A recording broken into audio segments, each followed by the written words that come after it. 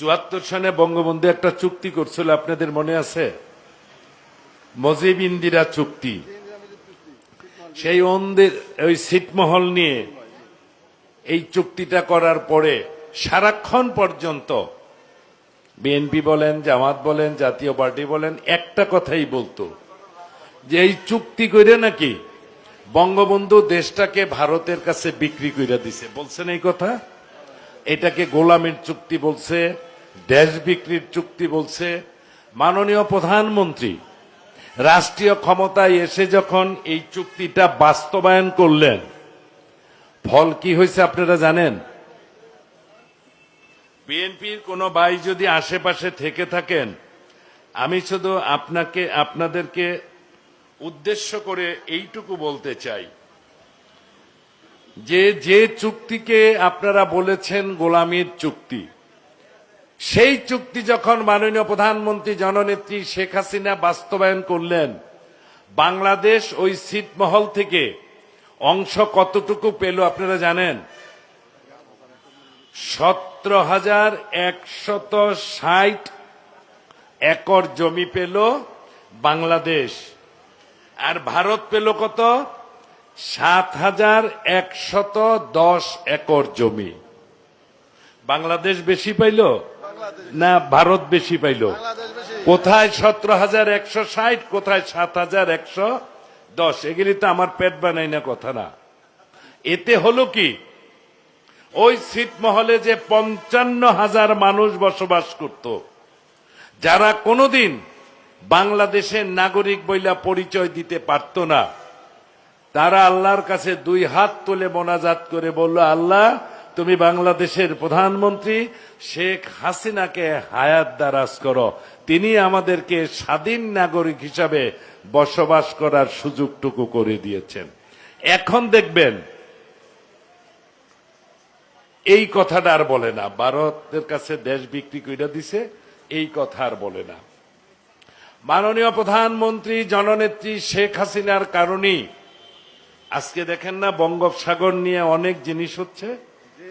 আজকের পত্রিকাটা যদি আপনারা কেউ পড়েন তাহলে দেখবেন, আমি জনকণ্ঠ দেখেছি, জনকণ্ঠের 6 পৃষ্ঠার যদি আপনারা দেখেন তাহলে একটা নিউজ পাবেন।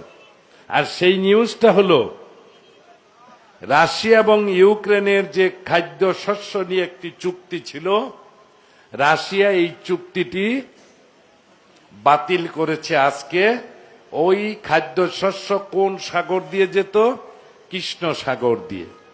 আমি এই কথাটা এই জন্য বললাম যে সাগরের গুরুত্ব আজকে অনেক অনেক অনেক বেশি।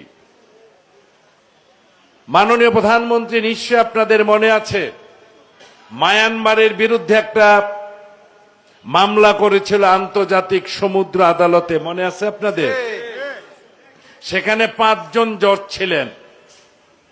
মাননীয় প্রধানমন্ত্রী জননেত্রী শেখ হাসিনার কূটনৈতিক সফলতার কারণে মায়ানমারের কাছ থেকে আমরা কতটুকু সমুদ্র সীমা পাইছি, বিএনপির কোনো ভাই যদি থাকেন একটু লিখে নেন, তারপরে যদি 1 ইঞ্চি মিথ্যায় আমারই ধইরেন।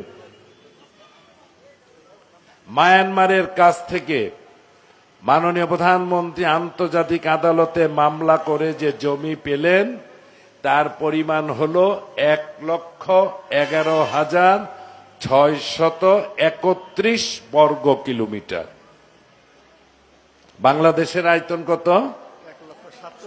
1,47,570 স্কয়ার কিলোমিটার, মানে বর্গ কিলোমিটার। আর মায়ানমারের কাছ থেকে আমরা সমুদ্র সীমা পেলাম 1,11,631 বর্গ কিলোমিটার। এখানেই কি শেষ? এখানেই শেষ নয়। ভারতের সাথে আমাদের যে সমুদ্রের সীমার যে বিরোধ ছিল, এটার পরিমাণ ছিল 25,602 বর্গ কিলোমিটার জমি নিয়ে। যেহেতু আমরা যদি জমিটা পাই তাহলে বাংলাদেশের মানুষ পাবে, সেই জন্য পাকিস্তানের প্রধানমন্ত্রী যখন ফিরোজ খান নুন ছিল, একবার মাত্র এই কথাটা তিনি 50-এর দশকে বলেছিলেন, আর পাকিস্তান কোনোদিন এই কথা বলে নাই। মাননীয় প্রধানমন্ত্রী সেখানেও মামলা করে দিলেন।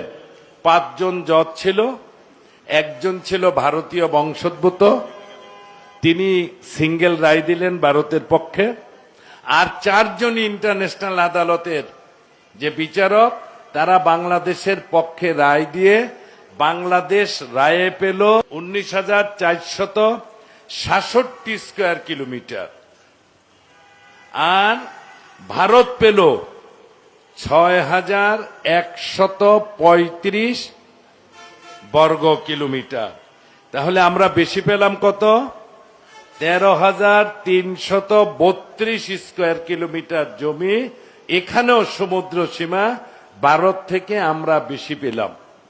এখন প্রশ্ন করতে পারে, এই যে 13,332 স্কয়ার কিলোমিটার পাইলাম, এইটা কতটুকু জায়গা? প্রশ্ন হইতে পারে না? আপনারা কি এই গাজীপুর মহানগর আর জেলার মিলায়া আয়তন কত এটা বলতে পারেন? 1,577 স্কয়ার কিলোমিটার। আর এখানে পাইলাম আমরা 13,332 স্কয়ার কিলোমিটার।